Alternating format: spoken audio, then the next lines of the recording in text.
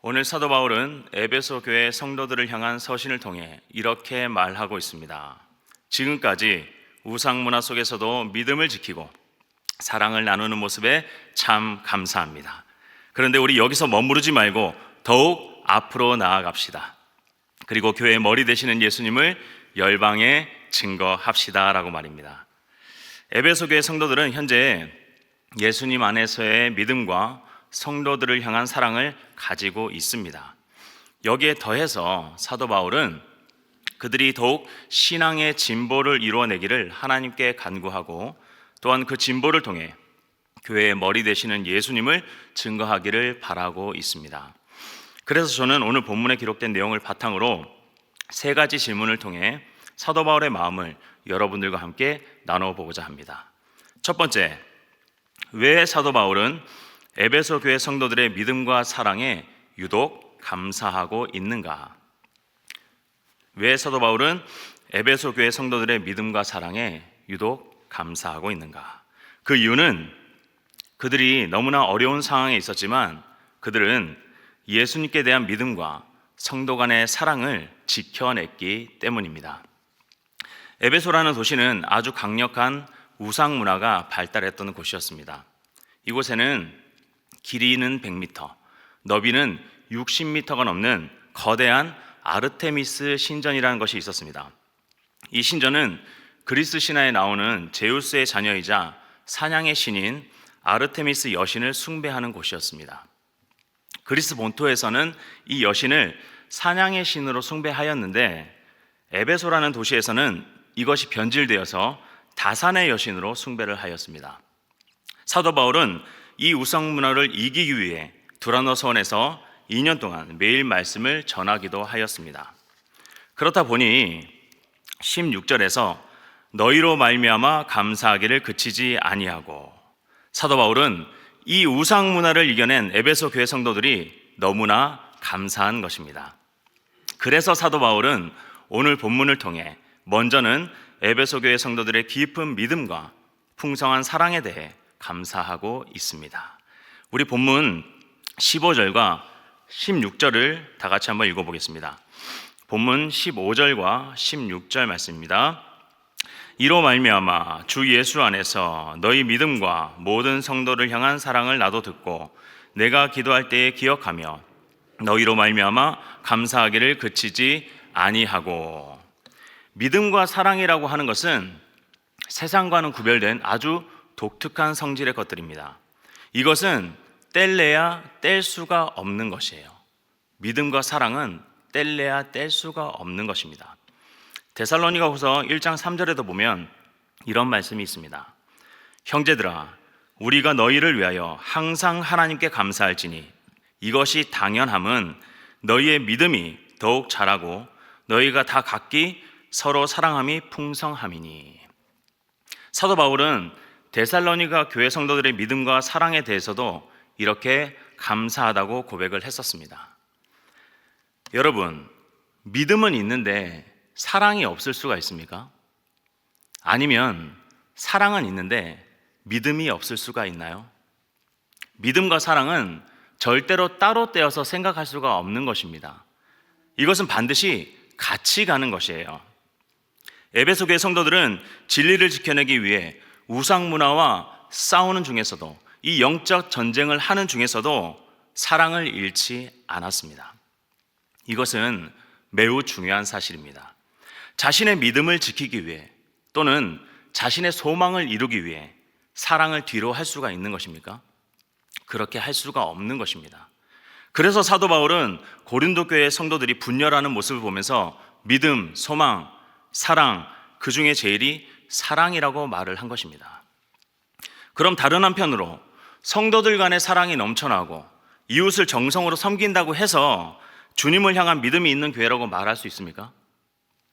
하나님의 나라가 이 땅 가운데 임하기를 소망하면서 하나님께서 원하시는 그 뜻을 이루기 위한 신앙의 모습, 즉 복음이 증거되는 모습이 교회를 통해 나타나야 비로소 그 사랑이 더욱 가치 있는 사랑이 되는 것입니다. 예수님께서 십자가에 달리지 아니하시고 우리를 사랑한다고 말씀하셨다면 구원의 역사가 있을 수 있었겠습니까? 예수님이 하나님께서 자신을 이 땅에 보내신 사명을 철저하게 믿음 가운데 순종함으로 감당하셨기에 그 사랑의 가치가 확증될 수 있었던 것입니다. 제자들의 발만 씻기시고 십자가에 달리지 않으신 예수님의 모습을 한번 상상해 보시길 바랍니다. 만약 그랬다면 예수님은 이 시대에도 그냥 좋은 성인으로만 기억이 되었을 것입니다. 에베소 교회 성도들이 예수님께서 걸어가신 그 길을 선택한 겁니다. 택한 거예요. 진리를 지켜나가기 위해 거대한 우상 문화와 영적 전쟁을 치르면서도 모든 성도들에 대한 사랑을 서로 지켜나갔던 것입니다. 그래서 사도 바울은 지금 너무 감사한 거예요. 본문 15절을 제가 다시 한번 읽어보겠습니다. 이로 말미암아 주 예수 안에서 너희 믿음과 모든 성도를 향한 사랑을 나도 듣고, 믿음은 오직 예수 안에서, 그리고 사랑은 구별이 없는 모든 성도들을 향한 사랑이 되어야 할 줄로 믿습니다. 사랑하는 성도 여러분, 믿음의 활에 사랑의 화살을 장착하시길 바랍니다. 활은 가지고 있는데 화살이 없다면 무슨 소용이 있겠습니까? 세상을 향해 사랑의 화살을 쏠 수 없다면 믿음의 선한 영향력을 끼칠 수가 없는 것입니다. 반대로 화살은 있는데 활이 없다면 무슨 소용이 있겠습니까? 사랑에 믿음의 가치를 담아야 합니다. 사랑은 표현이에요. 그 속에 예수님을 향한 깊은 믿음을 소유해야만 세상과는 구별된 아가페적인 사랑을 할 수가 있는 것입니다. 그리고 나서 주변을 둘러보시길 바랍니다. 그러면 이전에는 보이지 않았던 이웃과 성도들의 아픔과 눈물이, 그리고 상처와 그들의 필요가 조금씩 보이기 시작할 것입니다. 믿음의 목표를 이루기 위해 사랑을 절대로 소홀히 하지 말기를 바랍니다. 또한 사랑의 진정한 가치는 믿음을 통해 나타난다는 것을 꼭 기억할 수 있기를 바랍니다. 그런데 에베소 교회 성도들을 향한 사도 바울의 마음은 여기서 그치지를 않았습니다. 에베소 교회 성도들의 신앙이 더욱더 성장해서 앞으로 나아갈 것을 기대하며 간구하고 있습니다.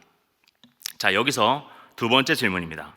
왜 사도 바울은 에베소 교회 성도들의 신앙이 더욱 진보할 것을 하나님께 간구하고 있는가? 그 이유는 교회의 머리 되시는 예수님을 증거하기 위해서는 그들의 신앙이 더욱 성장해야 했기 때문입니다.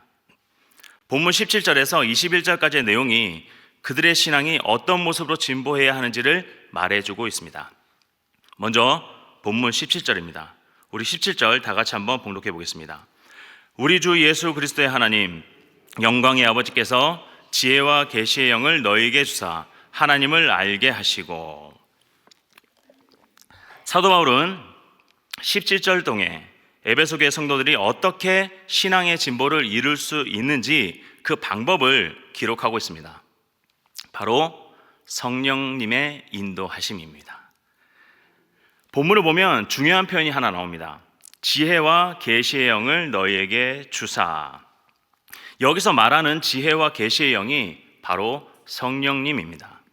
성령님의 인도하심이 있어야 하나님을 알게 되고 진리를 깨닫게 되며 부르심의 소망이 무엇인지, 또한 믿는 자들이 누리게 되는 그 영광이 무엇인지, 하나님의 능력이 무엇인지를 알게 된다는 것입니다.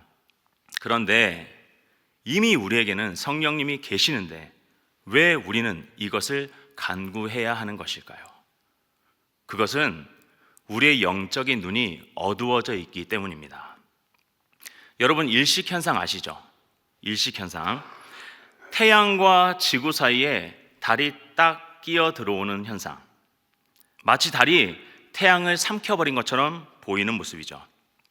환한 대낮임에도 불구하고 태양이 사라져버린 것처럼 그렇게 어두움이 하늘을 뒤덮습니다. 그것이 바로 일식현상이에요.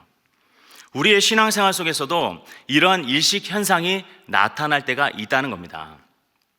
그러나 일식이 일어났다고 해서 태양이 없다고 그 존재를 부정하는 사람은 아무도 없습니다. 그저 태양이 없는 것 같이 잠시 느껴지는 것 뿐이죠.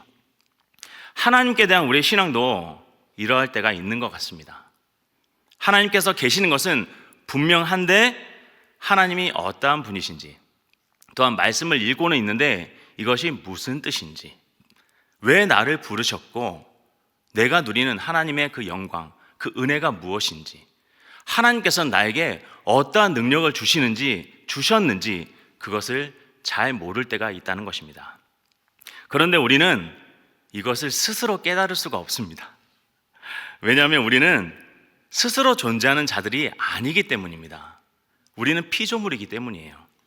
오직 스스로 존재하시는 하나님, 모든 인간을 창조하신 하나님만이 우리 인간의 존재 이유를 명확하게 알고 계시기에 성령님의 인도하심으로 영의 눈이 띄어져야 하는 것입니다. 그렇지 않으면 우리 날마다 영적인 일식 상태에 빠져 있을 수밖에 없다는 것입니다. 그래서 이 영적인 일식 상태를 해결해 주시는 분이 성령 하나님이신 것입니다. 지금 이 서신을 쓰고 있는 사도 바울이야말로 그 누구보다도 성령님에 의해서 이 영적인 눈이 뜨인 사람이라고 말할 수 있을 것입니다. 사도행전 9장에 보면 사도 바울이 다메섹 도상에서 호련히 하늘로부터 밝은 빛이 비쳐 눈이 멀었던 때에 아나니아가 그에게 안수하여 눈을 뜨게 되는 장면이 나옵니다. 그때 아나니아가 이렇게 얘기를 합니다. 예수께서 나를 너에게 보내어 다시 보게 하고 성령으로 충만하게 하신다 하니 즉시 사울의 눈에서 비늘 같은 것이 벗겨져. 그의 영적인 눈이 뜨이는 순간입니다. 영적인 일시 상태에서 벗어나는 순간이에요. 새로운 세상이 열리자 그는 즉시 회개하고 돌이켜서 복음을 전하였습니다.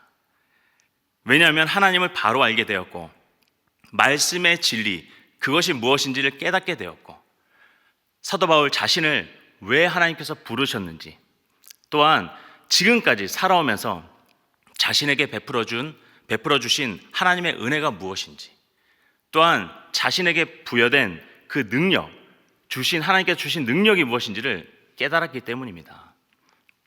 사랑하는 성도 여러분, 우리 안에는 이미 성령님께서 거하고 계십니다. 그런데 왜 많은 믿는 자들이 영적인 일식 상태에 빠져 있는 것일까요? 무엇이 문제입니까? 답은 간구하지 않는다는 것에 있습니다. 지금 사도 바울은 에베소 교회 성도들에게 믿음이 없어서 하나님께 간구하고 있는 것이 아닙니다. 그들에겐 이미 믿음이 있고 성령님이 함께하고 계십니다. 그럼에도 사도 바울은 왜 간구하는 것일까요?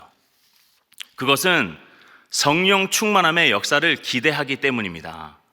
성령님이 계시니까 가만히 있어도 모든 것을 깨닫게 되는 것이 아니라는 말입니다. 간구하라는 것이죠. 그렇다면 이러한 간구를 통해서 성령님의 인도하심 가운데 우리가 무엇을 깨달아야 하는 것일까요? 그것은 바로 하나님과 그분의 말씀을 알게 되고 우리를 왜 부르셨는지 그 부르심의 소망을 알게 되고 또한 지금까지 하나님께서 우리에게 베풀어 주신 믿는 자들이 누리는 그 영광, 그 은혜가 무엇이며 하나님의 능력은 무엇이라서 우리에게 그러한 능력을 주셨는지 그것을 깨달아야 한다는 것입니다. 그것을 알게 된다는 것이에요. 그래서 간구하는 것입니다. 성령의 충만함을 간구해서 그것을 알아야 한다는 것입니다. 본문 17절 하반절에서 21절까지가 성령의 인도하심으로 우리가 무엇을 알게 되는지에 대해 말씀하고 있습니다. 자, 성경을 눈으로 한번 보시면서 다 같이 한번 확인해 보도록 하겠습니다. 17절 하반절에서 21절까지의 말씀입니다. 17절에 하반절을 보면 하나님을 알게 하시고 18절에 너희 마음의 눈을 밝히사, 이것은 말씀을 깨닫게 되는 것을 말합니다. 그 다음 부르심의 소망이 무엇이며 그리고 기업의 영광의 풍성함이 무엇이며, 이것은 믿는 자들이 삶 가운데 누리게 되는 복을 말하는 것입니다. 다음으로 19절에 우리에게 베푸신 능력의 지극히 크심이 어떠한 것을 너희로 알게 하시기를 구하노라. 그리고 이어지는 20절과 21절에서 그 능력이 어떠한 능력인지를 말씀하고 있습니다. 성도 여러분, 왜 이러한 것들을 알아야 합니까? 왜 이러한 것들을 알아야 하는 것이에요? 이것이 우리 개개인과 교회가 예수님을 증거하는 데 있어서 필요한 모든 실제적인 것들이 되기 때문입니다. 그렇다면 먼저 하나님과 그분의 말씀을 안다는 것이 무엇일까요? 그것은 하나님의 마음을 아는 것입니다. 하나님을 알고 그분의 말씀을 안다는 것은 하나님의 마음을 알게 되는 것이에요. 우리가 누군가를 안다고 했을 때 그냥 겉으로 보여지는 모습을 안다고 할 수도 있겠지만 상대방의 성품을 알고 그 상대방이 가진 생각과 마음을 알아야 비로소 진정으로 당신을 압니다, 상대방을 안다라고 말할 수 있을 것입니다. 교회가 예수님을 증거하려면 하나님께서 우리를 향한 마음과 생각을 알아야 하는 것입니다. 그래야 세상을 향한 하나님의 뜻을 알 수가 있고 교회가 예수님의 어떠한 모습을 증거해야 하는지를 발견할 수 있는 것입니다. 두 번째로 부르심을 아는 것입니다. 불렀다라고 하는 것은 누군가가 나를 지목한 것이죠. 택함을 받은 것입니다. 그렇다면 택함을 받은 데에는 이유가 있겠죠. 부르셨을 때에는 이유가 있었을 것입니다. 그 이유를 아는 것, 그것이 부르심을 아는 것입니다. 그렇다면 하나님은 왜 굳이 우리를 택하사 우리를 부르셨을까요? 그것은 거룩하고 흠이 없는 존재로 예수님을 증거하도록 하기 위해서입니다. 에베소서 1장 4절에는 이런 말씀이 있습니다. 우리 다 함께 보도록 하겠습니다. 에베소서 1장 앞절 4절에는 이런 말씀이 있습니다. 곧 창세 전에 그리스도 안에서 우리를 택하사 우리로 사랑 안에서 그 앞에 거룩하고 흠이 없게 하시려고. 곧 창세 전에 그리스도 안에서 우리를 택하사 우리로 사랑 안에서 그 앞에 거룩하고 흠이 없게 하시려고. 즉 타락한 세상에서 거룩하고 흠이 없는 구별된 존재로서 예수님의 몸된 교회인 우리가 하나님의 자녀임을, 예수님의 제자임을, 구원받은 하늘나라의 백성임을 증거하라고 하는 것입니다. 거룩하고 흠이 없는 존재가 되는 것에 나이가 중요한가요? 아니면 성별이 중요합니까? 그것도 아니면 인종, 능력, 지위, 재물, 그 무엇이 중요한 것입니까? 그 어떤 것도 그 누구라도 하나님께 택함을 받은 백성이라면 거룩하고 흠이 없게 되는 그것에 자격 조건은 없습니다. 그 어떤 것도 자격 조건이 될 수가 없는 거예요. 부르심의 본질이 바로 이것입니다. 하나님께 택함 받은 자녀로서 거룩하고 흠이 없는 존재가 되기를 끊임없이 노력하며 살아가게 되는 것. 우리 개개인과 교회가 예수님을 증거하려면 이러한 거룩한 삶의 모습이 돼야 한다는 것입니다. 세 번째로 기업의 영광의 풍성함을 알아야 합니다. 다른 말로 믿는 자들이 누리는 복이 무엇인지를 알아야 한다는 것입니다. 삶에 있어서 믿는 자들이 누리는 복은 너무너무나도 많습니다. 하지만 우리가 이것을 다 깨닫지를 못하는 것뿐입니다.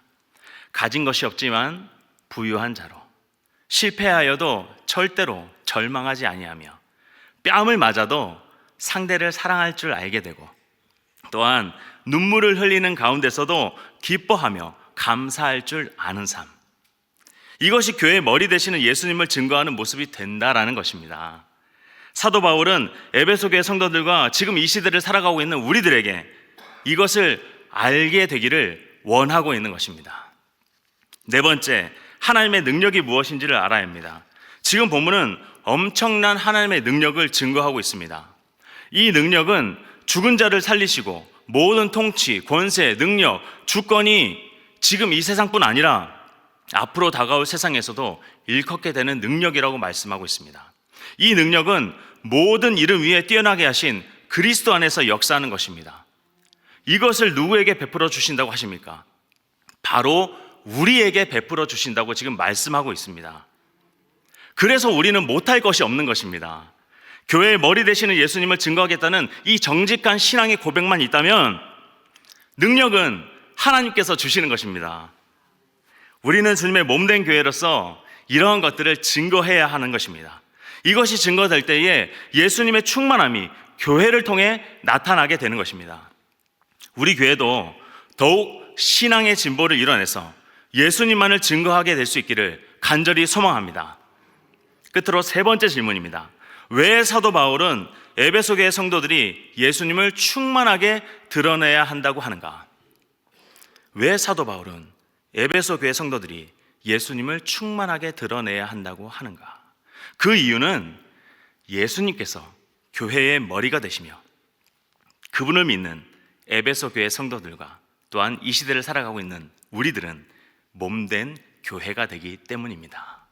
교회의 몸이 되기 때문이에요. 우리가 본문 22절에서 23절까지 다 같이 읽어보겠습니다. 22절에서 23절까지 말씀입니다. 또 만물을 그의 발 아래에 복종하게 하시고 그를 만물 위에 교회의 머리로 삼으셨느니라. 교회는 그의 몸이니 만물 안에서 만물을 충만하게 하시는 이의 충만함이니라. 본문은 지금 이렇게 말씀하고 있습니다.